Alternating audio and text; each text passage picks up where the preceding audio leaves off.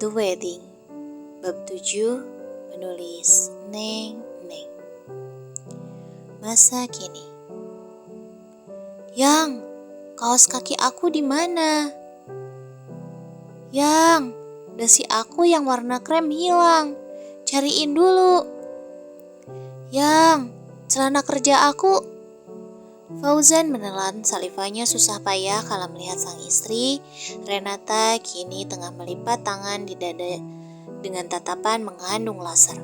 Menatap tajam pada manusia yang kini tengah tersenyum cengengesan. Sudah menggunakan kemeja, namun bawahan masih menggunakan kolor bergambar pisang. Renata mengedarkan pandangan. Renata merasa kepalanya begitu pusing melihat kamar yang sudah bagaikan kapal pecah. Jika yang dicari hanya kaos kaki atau dasi, kenapa Fauzan harus mengacak seluruh isi lemari? Bukankah sudah disediakan laci khusus untuk menyimpan kaos kaki dan dasi? Astaga, Renata memijit keningnya pelan. Aku tuh gak bisa nemuin kaos kaki kesayangan aku yang telapak kakinya bergambar pisang, ucapnya tanpa dosa. Dengan gemas, Renata segera mendekati tengah ranjang. Lalu dalam satu kali hentakan, Renata menyambar handuk basah yang sengaja dilempar Fauzan setelah mandi tadi. Sedetik kemudian, sabetan demi sabetan handuk basah mengenai tubuh Fauzan yang kini tengah menyilangkan kedua tangannya melindungi aset berharganya. Ampun Yang! Fauzan berteriak histeris, bagaikan anak tiri yang disiksa oleh ibu tirinya. Masih jadi sebuah misteri bagi Renata. Kenapa Fauzan selalu melakukan hal demikian?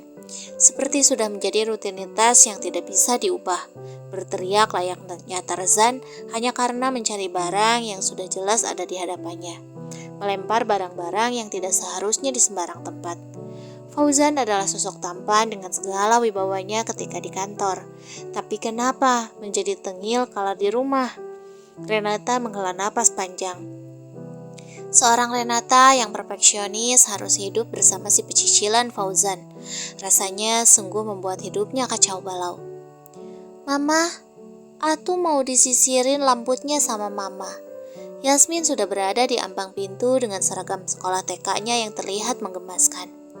Dengan wajah datarnya, Renata menghampiri sang putri, lalu menyisir rambutnya dengan perlahan.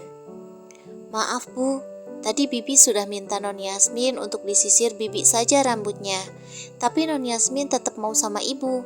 Bituti memberitahu dengan sopan. Bituti mengerti jika majikan perempuannya tidak suka banyak bicara. Dengan sadar diri, lantas Bituti segera pergi menuju dapur. Atuh sudah cantik belum? Yasmin berputar sembari memegang rok sekolahnya. Rambutnya kini sudah dikuncir dua. Wajahnya terlihat segar dan ceria. Sementara Fauzan hanya bisa menatap heran pada keduanya dari atas samping ranjang.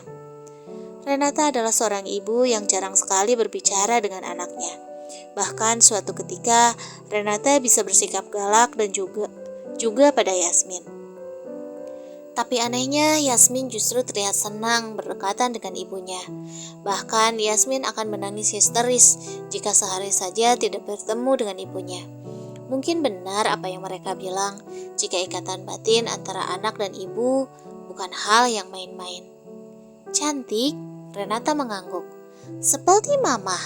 Gadis kecil itu mencium pipi Renata hingga basah karena liurnya. Renata tersenyum tipis, lalu memangku putrinya menuju dapur. Disusul oleh Fauzan yang kini sudah menggunakan baju lengkapnya. Renata mengisi piring suami dan anaknya dengan telaten. Dalam keheningan, mereka mulai menyantap makanan. Renata selalu menerapkan disiplin tinggi pada Yasmin. Ada banyak larangan ketika mereka tengah menyantap makanan. Sejujurnya hal tersebut membuat Fauzan tidak nyaman dan merasa kaku. Namun bagi Yasmin yang sejak bayi diajarkan demikian, tentu merasa biasa saja. Pulang sekolah nanti, Papa jemput adek, terus kita main ke tempat yang adek suka. Fauzan membuka obrolan, membuat Yasmin tersenyum. Menelan makanannya dengan benar lalu menyahuti. Beneran, Pa? Adek mau, Pa? Yasmin terlihat antusias. Pulang sekolah nanti, Yasmin ada les renang. Jangan ajak Yasmin bermain sembarangan. Nah, lihat bukan? Jika untuk urusan anaknya, Renata bisa mengatakan beberapa suku kata. Yang, anak umur 5 tahun tuh harusnya lebih banyak main, bukannya banyak belajar, biar anak tumbuh sehat dan ceria. Fauzan berusaha menjelaskan, namun tentu saja hal tersebut tidak bisa diterima oleh Renata. "Tidak apa-apa kok, Pak.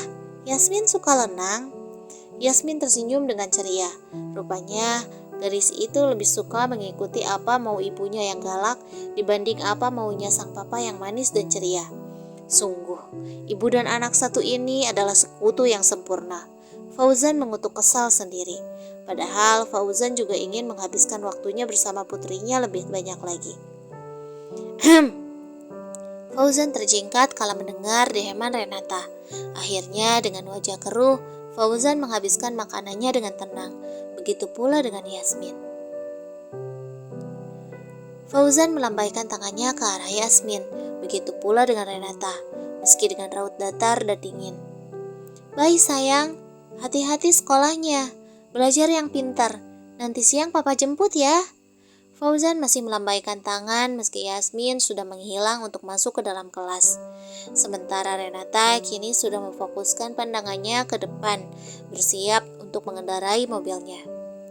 "Yang, aku masih mau lihat adik belajar." Fauzan mendesah lesu. Renata tidak menanggapi. Wanita itu hanya fokus pada apa yang dia lakukan. "Harusnya kita bisa nungguin adik sampai dia pulang." Fauzan masih menggerutu. Putri kecilnya begitu lucu, cantik, dan menggemaskan, membuat Fauzan selalu rindu akan sosoknya. "Yang, nanti kamu ada pekerjaan di luar kantor gak?" Fauzan melirik pada Renata yang masih fokus menatap ke depan. Harusnya Fauzan yang menyetir kendaraan, tapi entah siapa yang membiasakan hal ini. Tapi selalu saja Renata yang menyetir di setiap kesempatan jika mereka pergi bersama. Ini terlihat aneh, namun mereka sudah nyaman dengan hal ini. Renata menjawab seperti biasa. "Yang, kamu jawab yang benar dong. Aku kan gak ngerti kamu ngomong apa." Fauzan kembali pada mode jengkel. "Aku sibuk, Fauzan." "Astaga, yang sibuk nyetir kan tangan, bukan mulut." Fauzan mengacak rambutnya kesal. Fauzan akhirnya lebih memilih diam di sisa perjalanan menuju kantornya, hingga mobil berhenti di depan, dan mereka berdua turun secara bersamaan. Ketika di kantor, Fauzan adalah bawahan Renata. Otomatis, kini Fauzan berjalan di belakang Renata, yang kini berjalan dengan kepala terangkat dan penuh percaya diri. "Selamat pagi, Ibu." Hanya sapaan itu yang terus terdengar. Semua karyawan hanya tunduk dan patuh pada Renata, dan selalu memandang sebelah mata pada Fauzan, membuat Fauzan merasa canggung sendiri. Selalu begitu di setiap harinya, seolah menjadi kebiasaan. Terkadang Fauzan merasa biasa saja dengan sikap semua orang terhadapnya. "Rena!" Mereka berdua menoleh.